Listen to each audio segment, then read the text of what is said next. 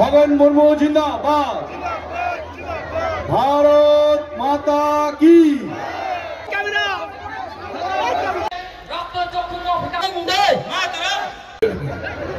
হ্যাঁ ছাড়বি না, হ্যাঁ এখন চুপ করে যা।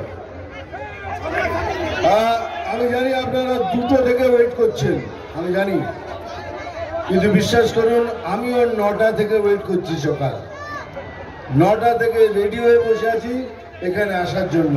এয়ারপোর্টে দেরি, ওখানে দেরি, ওখানে দেরি, হোটেলে গেছি দেরি, খাবার খেয়েছি দেরি, গাড়ি যাচ্ছে তো যাচ্ছেই দেরি, তারপর এখানে আসছি তো আসছি দেরি। আমাকে দোষ দেবেন না, আমি পাক্কা টাইম পেন লোক।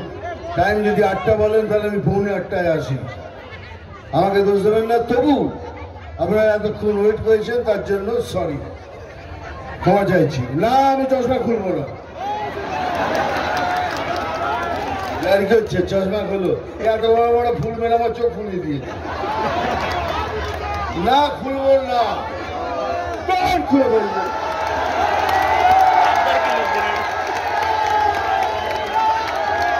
ঠিক আছে ভালো। এবার আমি এসব ডায়লগ ফালগ দিই না ভাই, আমি বেশি ডায়লগ দিই না, কারণ ডায়লগ দেওয়ার কাজ ভাই দেখ ওখান থেকে এখানে অব্দি আসা যায় না, তো বারবার করে আসছি আমি তোমাদের কাছে। আমি খালি একটাই কথা বলতে চাই, ভোট দেওয়ার আগে যা যা দুর্নীতি হয়েছে সব এনারা বলেছেন, আমি বারবার বলে আমি তোমাদের কষ্ট দিতে চাই না। ভোট দেওয়ার আগে 5 মিনিট ভাববেন, ব্যাস, আর কিছু না। 5 মিনিট ভাববেন কে বিজেপি পার্টি।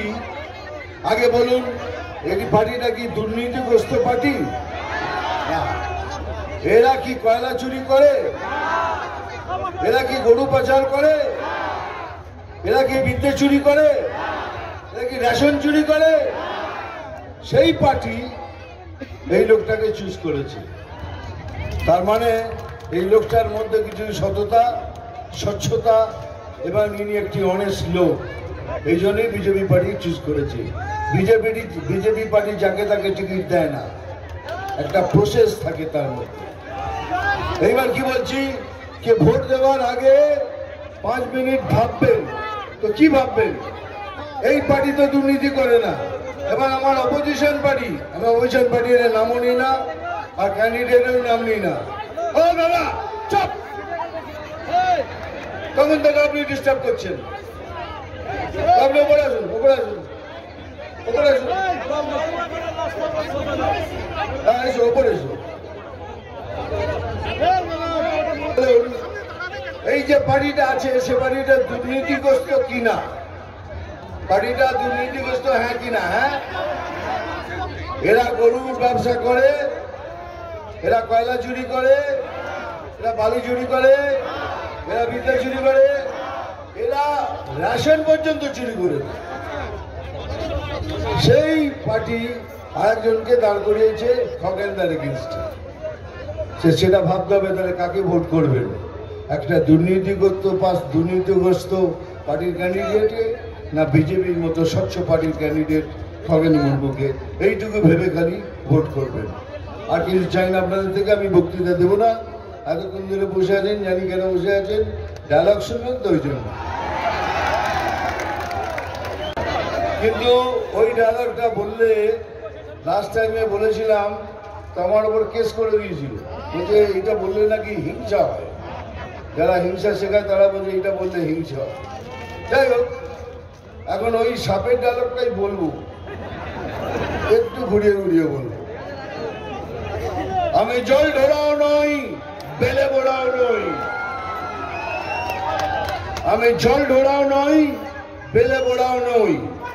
আমি এমন একটা সাপ যে গর্ত থেকে ছোট ছোট ইঁদুর ধরি।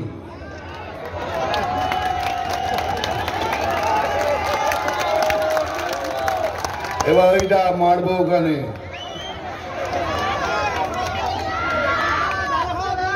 চিমটি কাটবো এখানে, চিমটি কাটবো এখানে, লাল পিঁপড়ের আগুন ধরবে এখানে সেখানে সেখানে।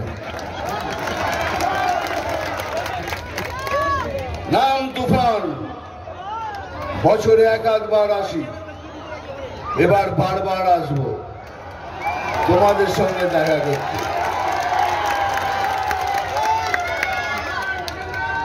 মনে রেখো, আমি খবর দেখি না, খবর শুনি না, শুধু খবর তৈরি করি। ভালো থাকবেন, খগেনদাকে ভোট করবেন। বেশি কথা বলবো না, আপনারা হাঁপিয়ে গেছেন, আমি হাঁপিয়ে গেছি। সবার জন্য রইল একটা কথা মনে রাখবেন, আর ভবিষ্যৎ আপনাদের হাতে। যা দিচ্ছে সব নেবেন। ওই কন্যাশ্রী, বন্যাশ্রী, হন্যাশ্রী, সমাজ, এটা আপনাদের পয়সা। এই নাকটা এরম ভাবে নাম ঘুরিয়ে দেখাচ্ছে খালি, আর কিছুই না। সব নেবেন। সবকিছু নেওয়ার পর বিজেপি জয়েন করবেন, বিজেপিকে ভোট করবেন। আমরা আপনাদের একটা সুন্দর বাংলা প্রদান করব, এটাই হলো মোদি গ্যারান্টি।